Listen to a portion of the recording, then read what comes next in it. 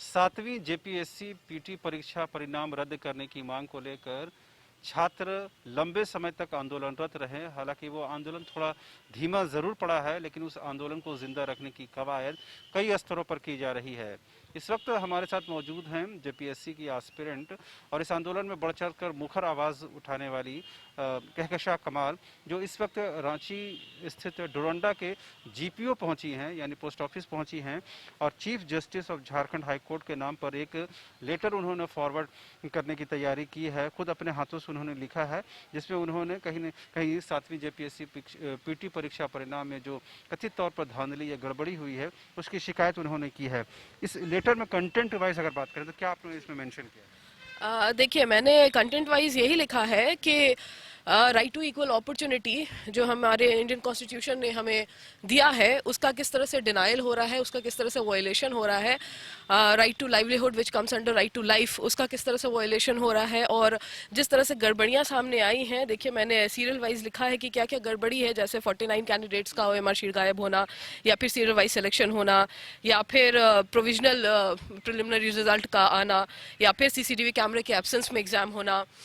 ये सारी जो गड़बड़ियां हैं, ये 17.2 का जो वायलेशन हुआ है वो, तो ये सारी गड़बड़ियां मैंने चीफ जस्टिस को एड्रेस किया है और उन्हें बताने की कोशिश की है कि ये सारी गड़बड़ी होने के बावजूद 28 जनवरी को एग्ज़ाम जो है मेंस का वो कंडक्ट किया जा रहा है जेपीएससी के द्वारा। तो मैं ये चाहती हूँ कि चूंकि डेमोक्रेसी है ये और कॉन्स्टिट्यूशन के द्वारा चलाया जा रहा है ये कंट्री,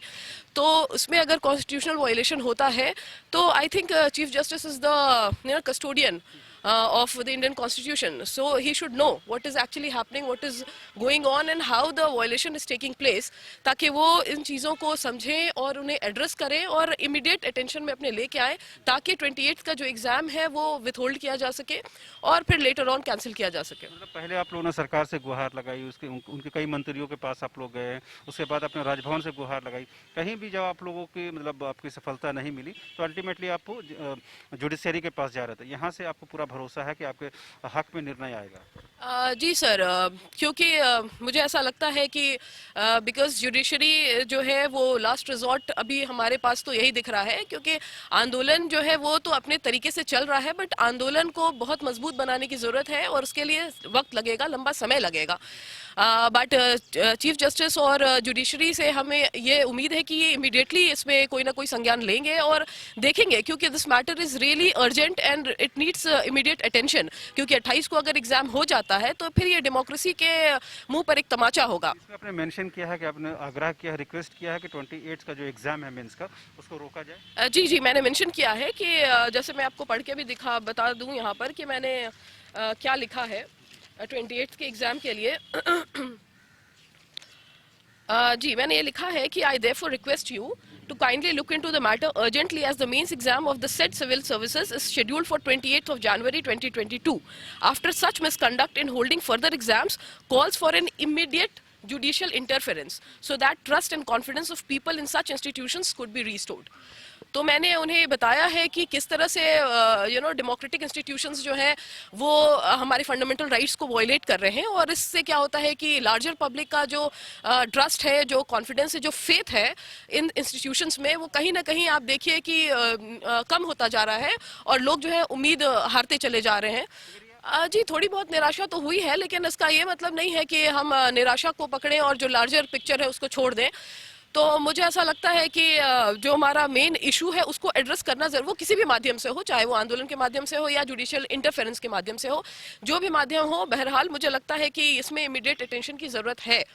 24 को भी कोई कार्यक्रम आप लोगों ने रखा है जिसको कहीं ना कहीं ये बताने की कोशिश है कि हमारा आंदोलन आज भी जिंदा है? जी डेफिनेटली 24 को हमारा आंदोलन इसी के लिए बुलाया गया है कि अगर लोगों को ये लग रहा है कि ये आंदोलन कहीं ना कहीं कमज़ोर पड़ता दिख रहा है या फिर लोग शामिल नहीं हो रहे हैं, तो हम यही बताने की कोशिश कर रहे हैं 24 जनवरी के ज़रिए कि आंदोलन कमज़ोर नहीं पड़ा है। लोग अभी भी आंदोलन में शरीक होना, चूँकि बिकॉज अभी देखिए 15 तक लॉकडाउन लगा हुआ है, तो इस वजह से लोग अभी अपने घरों में हैं, लेकिन 15 के बाद जैसे लॉकडाउन हटेगा वैसे हमारा मुहिम और तेज होगा। और जैसे कि आपने बताया कि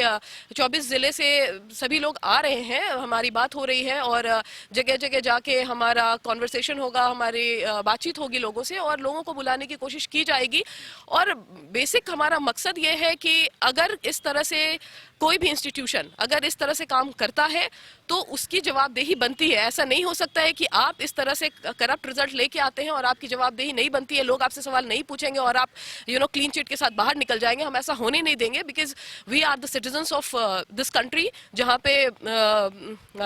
मैं ये कहती हूँ सिटीजन्स ऑफ द कंट्री जहाँ पे हम अपने डेमोक्रेटिक राइट्स को बखूबी इस्तेमाल करना जानते हैं। और पढ़ाई लिखाई का मेन ऑब्जेक्टिव यही होता है कि अगर आपके साथ गलत होता है तो आप अपने गलत के लिए आवाज़ उठाइए, अपनी आवाज़ बुलंद कीजिए। तो आपने सुना किस तरह से जेपीएससी के एस्पिरेंट कहकशा कमाल ने साफ तौर पर कहा है कि जुडिशियरी यानी न्यायपालिका ही आखिरी वो पायदान है जिससे उनकी उम्मीदें, उन तमाम छात्रों को उम्मीदें कायम है जहां से उनको न्याय मिलने की उम्मीद है। आपको ये भी बता दें कि 28 जनवरी इसी महीने की 28 तारीख को जेपीएससी मेंस की परीक्षा होने जा रही है और राजधानी रांची के ही संभवतः 14 केंद्रों में उस परीक्षा को कंडक्ट कराया जाएगा। लिहाजा छात्र चाहते हैं कि जुडिशियरी इस पर इंटरफेरेंस करे और इस जो मेंस की परीक्षा को इसको स्थगित रखा जाए। कैमरा पर्सन हृदय के साथ रांची से न्यूज़ बाइस्कोप के लिए शाहनवाज।